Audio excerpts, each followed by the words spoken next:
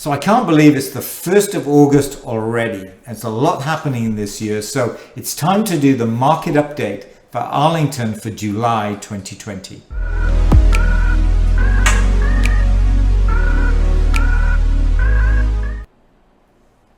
Hi everybody, it's Marcus Collins of the MA Properties Online team with your market update for July 2020.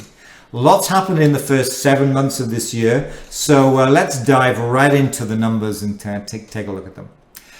Normally in July, I would look exclusively at what's happened in July, but it's interesting to look at year to date and see how that compares to July because there's a story to tell there.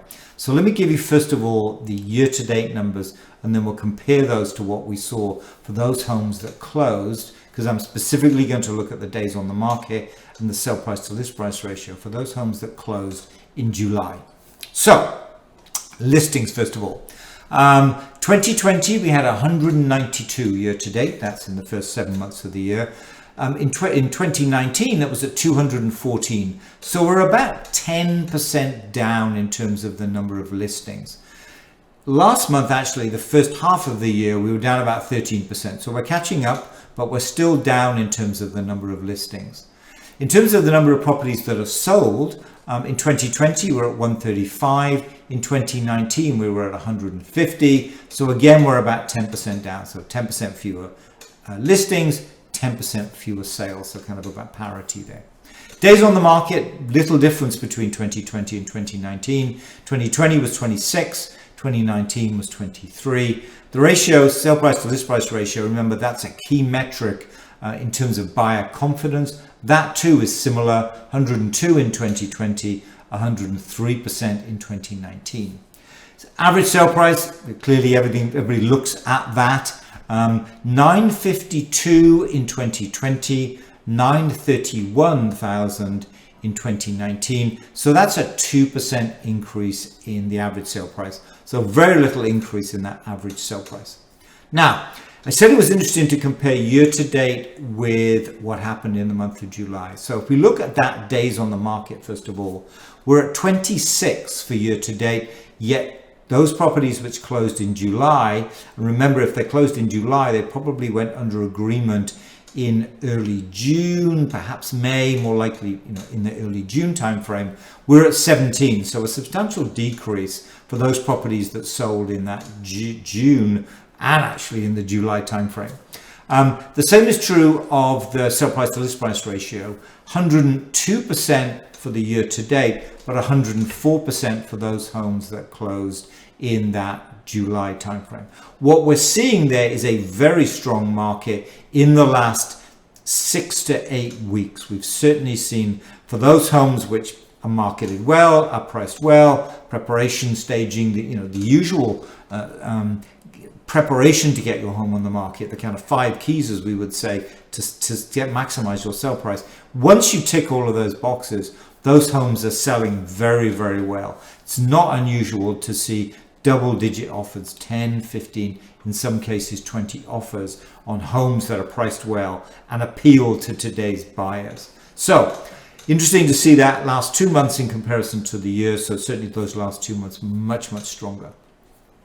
In terms of the number of listings, this is single family listings. We're kind of still behind. You can see we saw a slight uptick in July versus 2019. I should say that blue is 2019 and orange is 2020. You can see we've been behind really since January and February, where we had a much higher number because of the mild winter. We've really been behind. We just saw 1 or 2 more in July. And what that means is if you look at the cumulative, we are still behind in terms of the number of listings in 2020 versus 2019. Interesting to see. So what does that mean for the rest of the year? We will see those homes. I don't see an appreciable number of homes coming on over and above what we saw in 2019. They're just the uncertainty of today versus the uncertainty of 2021. I don't necessarily see a lot more homes coming on in 2020. So I think we'll just see about parity when we get to the end of the year. We'll be about parity with 2019. So anticipate a few more, perhaps in August, more likely in September. Interesting to look at the condominium market.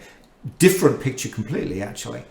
So here is that 2019 versus 2020 listings.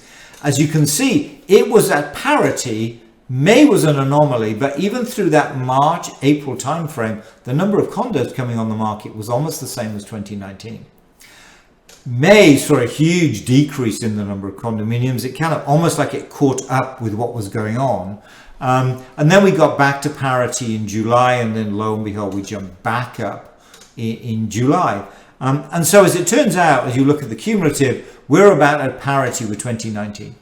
We kind of some ups and downs in that graph, as you can see, but we've weathered the storm, if you will, of COVID very well in the condominium market, and we look to be, if you think about the projections moving forward, we look to be, at about parity with 2019, and so expect the same number to come on the market in the August, more specifically, of course, in the September and October timeframe, the so-called fall market. Expect a large number of condominiums to come on the market in that time frame.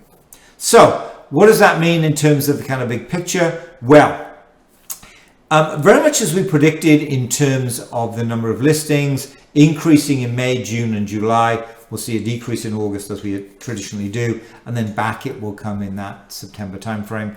We're only about 20 listings behind in single family, at parity with condominiums. Although that 20 listings behind, one of the reasons that that's such a low number is we saw so many listings come on the market in January and February because of the mild winter back then. Many people bringing their homes on the market January and February before we got into the kind of COVID slowdown. So that's why that 20 listings is so low. I think if we had a harsher winter, that number would be far lower. So what are we doing in terms of the market? Well, a little bit of an anomaly for the last 2 months, but overall, I think, as we said back in January, we are tending to a more balanced market. We've got about a 10% decrease in inventory. Days on the market similar to what we saw in 2019, but no significant increase in the average price. So tending towards a more balanced market, perhaps with the exception of the last 6 to 8 weeks, which has been a very strong market as people got into the housing market before summer arrived. So that's kind of the big picture in terms of where we are in July 2020. We will cover a lot more details in our virtual seminar that's coming up. August the 4th, we cover Lexington. August the 5th, we cover Arlington. We look at the current market conditions in a lot more detail. We'll also get our crystal ball out and see what the predictions for 2020 and 2021, or the rest of 2020 and 2021 are. What does selling in 2020 look like? What does buying, in 2020 look like too? And specifically, we're looking there at what does that virtual buying and selling process mean? If you're watching this after August the 4th or 5th, we save all of these videos, so they're there to view afterwards. They'll be on Facebook, YouTube and Twitch. So if you have any interest in getting a little bit more detail in terms of the market in Lexington and or Arlington, tune into our virtual seminar August 4th and August 5th, or catch up on our YouTube channel. We store all our videos there. So if you want to go back and see what we were saying, if you're seeing this after those dates, then please take a look at our YouTube channel and you will find those virtual seminars there. So with that, that's kind of wrapped up the Arlington market update for July 2020. With that, I'll say goodbye and I'll see you again next month for the next market update. Bye.